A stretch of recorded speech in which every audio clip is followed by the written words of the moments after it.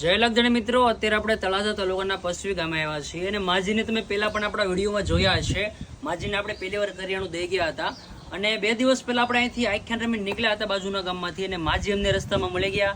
માજીએ કીધું કે હવે 2-5 દિવસમાં કરિયાણું પૂરું થઈ જશે, પણ માજીનું કરિયાણું પૂરું થાય એ પહેલા બીજી વખત આપણે માજી તમને બીજી વખત કરિયાણું દઈ ગયા ને, બોલો પૂરું થયું પહેલા દઈ ગયા ને, તો તે દી રોવા શું કામ મળ્યા હતા? પણ તમારા છોકરા ન હોય, આગળ પાછળ કોઈ ન હોય, તો અમે તમારા છોકરા જ નથી, તો પછી તમે કીધું કે મારા કરિયાણું ખૂટી ગયું પેલા લાવ્યા ને તમારે હાટું? બીજું કઈ તમારે જોવે છે હવે?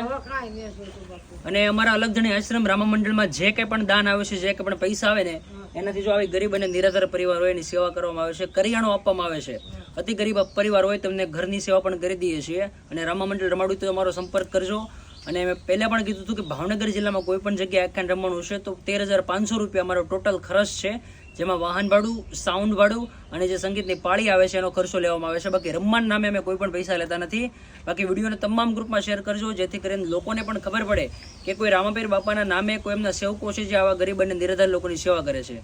જય લગધણી.